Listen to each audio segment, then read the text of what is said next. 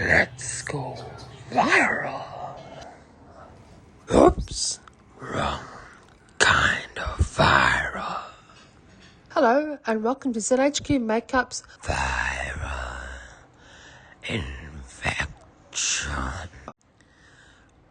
Just here, I've sprayed some isopropyl alcohol onto a makeup pad and wiping the area of my face where I plan to put all the makeups to make the adhesives and the latex stick better.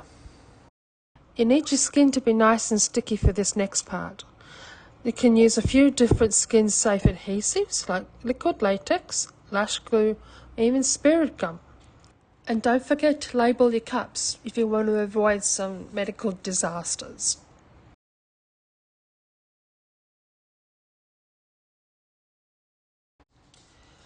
Make sure that the adhesive on your skin is tacky so the scar wax is able to hold on to it. You will be needing your spatula here to press the scar wax into your skin. Doesn't matter if the little ball you've pulled out of the wax goes flattened, because you can always build roundness on top of that to make it nice and rounded, the pus balls, whatever you want to call them. And make sure your fingers are dry, because if you fiddle with the wax too much, the heat from your hands can make the wax lose its shape and get all goopy, and it's a mess to deal with. The best thing to do before each time you pick up some scar wax with your spatula and you mould it with your fingers is spray your fingers with the isopropyl alcohol to get the natural oils off your hands and to cool your fingertips down. And don't forget to air your fingers off a little bit after spraying them with isopropyl alcohol if you plan to touch the wax balls that are around your eyes, because those fumes. Now for another sticky and messy part, gluing the balls to the face. Okay, in this case we're using 2 layers of liquid latex. Make sure they're fully dried before each layer. So with a sponge, go all over it in general, just cover the whole areas of the balls with latex. And then with the end of a brush or a finer point of the sponge, get into all the little nooks and crannies and edges, because you don't want those suckers to come off while you're in the painting stage a little later.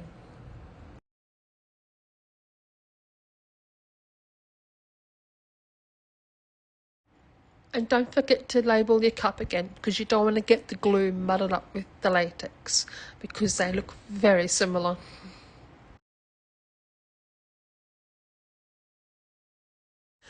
Now that the sticky parts are over, we can move on to the dusty parts. I'm using translucent powder here to seal the latex ready for painting. And you can use talcum powder as well too, or baby powder, whatever you call. When you're finished doing the powdering, tap your fingers on the surface of all the latex areas to make sure that they're not sticky anymore, because it'll be easier for the next stage of painting. Now we get to colouring. I'm using a stainless steel spatula and a palette. As you can see here, my Bruise wheel, I have used it quite a lot in a lot of different projects, and the colours are all great, and I love it. You spray it with isopropyl alcohol to help thin out the makeup before you apply it to the skin, because if you don't, the makeup itself is quite grabby on the skin. Using the bright red around the edges though, you can start to see the whole disgusting effect, and you can see it all come together. So this is why I said you build slowly with colour, with the light red, and then you can actually make it a little bit darker if you want by adding a little bit more product to your brush. And don't forget to dilute it a little bit with isopropyl, because you don't want a great big lump of red. You don't need it. As you can see on the skin here, because we're building the colour, you don't go directly for the intense harshness of the colour. You slowly build it up, because you want to take your time with this. As you can see, we start with the light red.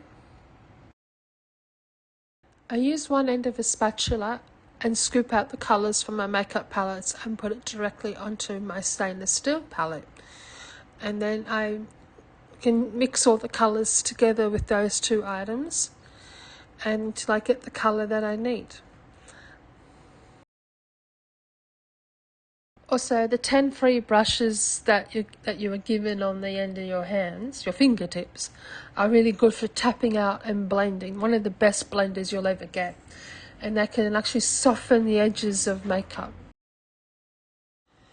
You never want to stick your makeup brushes directly into your colour palettes, because if those brushes have been on your client's face and they've been on your face, and that's not very sanitary either.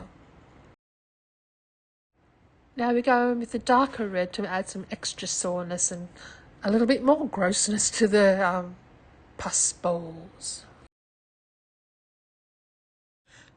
Taking a brush with long soft bristles and a fine tip, get the bright red that you were using and go closer around the wounds to fill in any gaps that you might have missed and create some veiny extensions from the pus ball wounds to make it look like the virus is actually extended out into the bloodstream.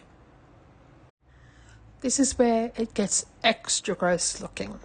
You get the green and the yellow from the Bruise wheel or the flash palette, mix it with a little bit of white until you get that pussy greenish yuck colour.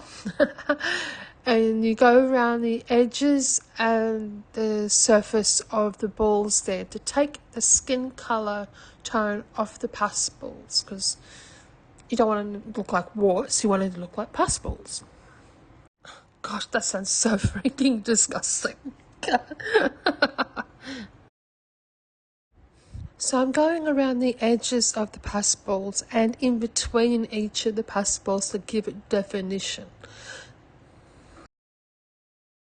The darkness also gives it extra definition, but also makes the pus balls pop. Oop, excuse the pun. It's always good to take a pause between each layer just to observe if you need to go in again and places that you've missed. This is probably one of the most disgusting looks that I have ever created, and I've known some family members that actually refuse to look at it because it's just so gross.